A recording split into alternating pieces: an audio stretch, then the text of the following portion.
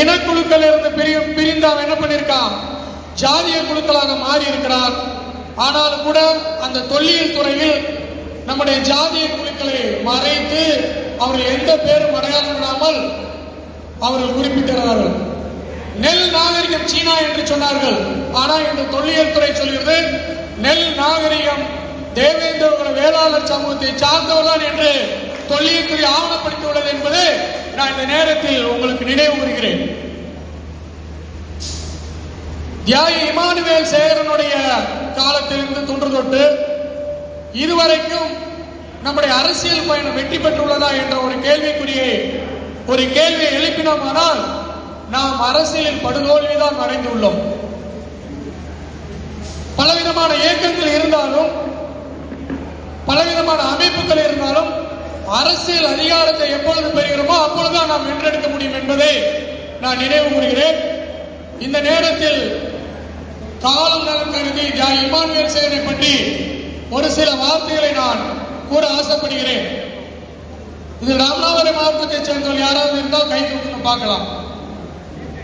ராமநாதன், ரொம்ப நன்றி. அப்ப ஓரளவு நீங்க இமானுவேல் சேகரனை பற்றி அறிந்திருக்க வாய்ப்பு உண்டு. பரவாயில்லை. நான் இமானுவேல் சேகரனுடைய மனைவி அமிர்தா கிரேஸ் அவளுடைய கூடயே நான் இருந்ததுனால அவர்கள் சொன்ன காரியங்கள், அவர்கள் கூறிய காரியங்களை இந்த நாளில் நான் நினைவுபடுத்த விரும்புகிறேன். என்னுடைய தாத்தா அவங்களுடைய அம்மா பிறந்ததும் இமானுவேல் சேகருடைய அம்மா பிறந்ததும் வீரம்பல் என்ற கிராமம். உங்களுக்கு தெரியும், அந்த வீரம்பல் கிராமத்தை சுற்றும் மாட்டு சமூகத்தினர் ஆதிக்க சக்தியை செலுத்தக்கூடியவர்களாக இருந்தார்கள். இமானுவேல் சேகருடைய அம்மா ஞான சௌந்தரியம், இமானுவேல் சேகருடைய மனைவி அமிர்தங்கிரேசருடைய அம்மா மரியம்மாவும் வீரம்பலை பிறந்தவர்கள். இமானுவேல் சேகருடைய அம்மாவை செல்லூருக்கு கட்டி கொடுக்குறாங்க. அமிர்தங்கிரேஸ் அதாவது இமானுவேல் மனைவியுடைய அம்மாவை இதம்பாடல் கட்டி கொடுக்குறாங்க. ஒரே நாளில் செல்லூரில் 4 திருமணம் நடைபெறுகிறது.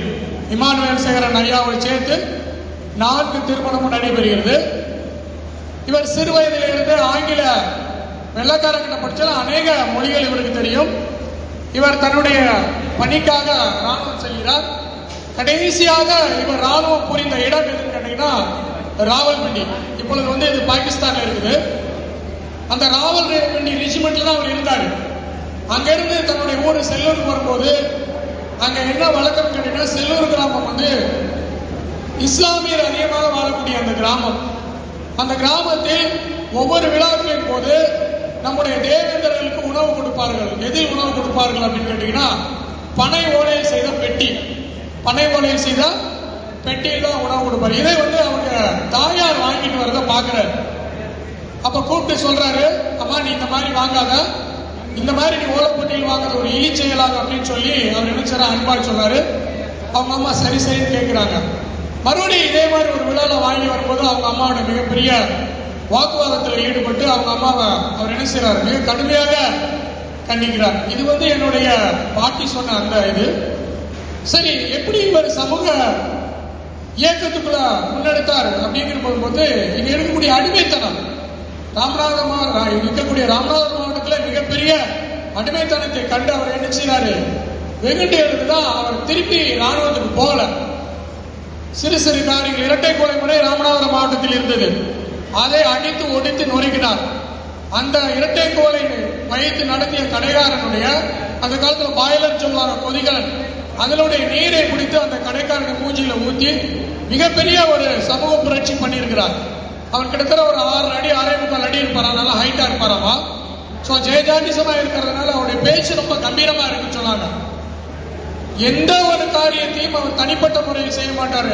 அரசு சட்ட திட்டங்களுக்கு உட்பட்டு தான் அவர் செய்து வந்தார். அதனாலதான் அவர் மேல எந்த விதமான வழக்குகள் இல்லை. ஒரு பஸ்ஸை உடைக்கல, ஒரு வீட்டை கொடுத்தல, எந்த விதமான வழக்குகள் அவர் மேல இல்லை. ஆனால் மிகப்பெரிய நம்முடைய காமராஜருக்கு நெருக்கமா இருந்தார். அவருடைய கொலைக்கு காரணமாக இருந்த ஒரே சம்பவம், முதுகலத்தூரிலிருந்து கடலாடி போக வரையில் இருக்கக்கூடிய கிடாத்திருக்கின்ற ஊரு, அதுல கொண்டிலாவிங்கிற ஒரு கிராமம். அந்த கொண்டிலாவிங்கிற கிராமத்துல என்ன செய்யறாங்கன்னா, நம் தேவேந்திர சமூகம் குறைந்த மக்கள் வாழக்கூடிய அந்த குடிநீர் கிணற்றிலே அவர்கள் நரகளை கலந்து விடுகிறார். இதுதான் அவருக்கு மிகப்பெரிய ஒரு கோபத்தை உண்டு பண்ணது.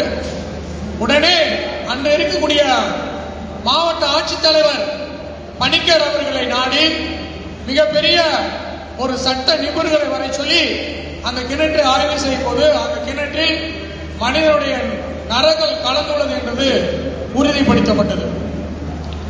ஆதிக்க சக்தியை அதிகாரத்தை செலுத்தி வந்த மாற்று சமூகத்தினர் பொறுக்க முடியாமல் கலவரங்களை பண்ணுகிறார்கள். மிகப்பெரிய கலவரம் வருகிறது. அந்த கலவரத்தை ஒட்டி கலவர